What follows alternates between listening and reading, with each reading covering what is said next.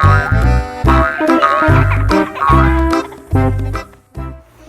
guys, Ada here. Let's add fun to this day by making an exciting egg experiment! Hindi ito expensive, kaya you can do this at home agad-agad. What do we need here? A glass, vinegar, and egg! O, diba? Lahat nasa kusina ni Mama. Gagawin nating naked egg ang egg without peeling the eggshell. Okay, let's try na. First, ilagay na natin ang egg sa baso. Pero dahan-dahanin nyo para hindi mabasag ang egg. Oopsie!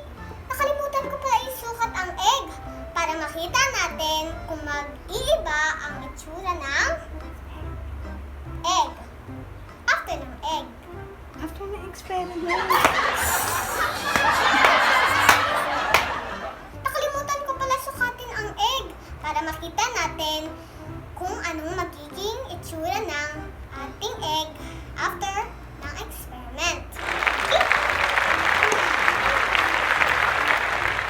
5 centimeters.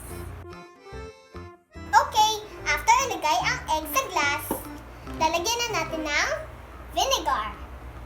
Punuin nyo Ooh.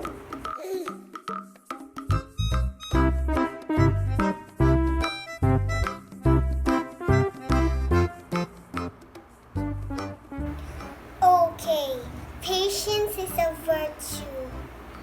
Kaya, may dumaan na langaw. Okay, patience is a virtue. Kaya, magwa-wait tayo ng 1 day para bukas titingnan natin kung translate. Huh?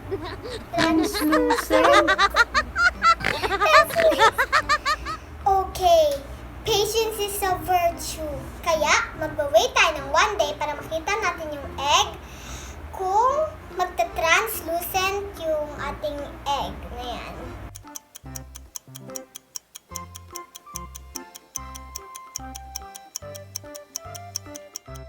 Dito na ng ating experiment. Titingnan natin kung anong itsura ng ating itlog. Hindi pa siya translucent guys kasi nakikita niyo naman sobrang dami niyang bubbles pa sa shell. Pero nag-iiba na yung kulay Oy, may nakikita akong yellow!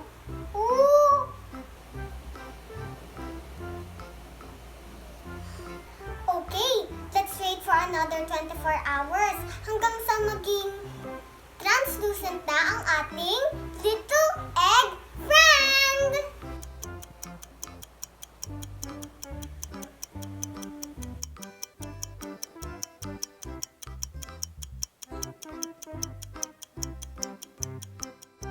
Day 3 na ng ating experiment.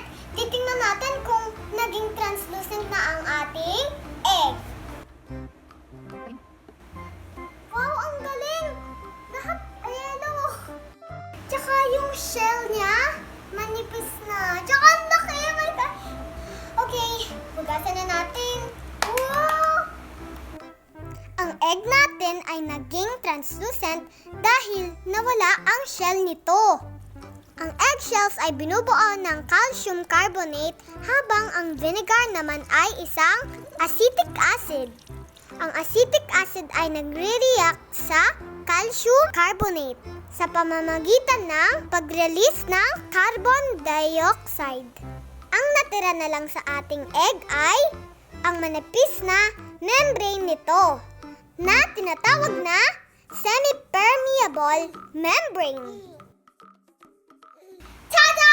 Ito na ang ating naked egg! Parang egg ng dinosaur! Look, rubber na siya. Okay guys, susukatin ko na ang ating egg! Nung nakaraan 5 centimeters, ngayon, naging 6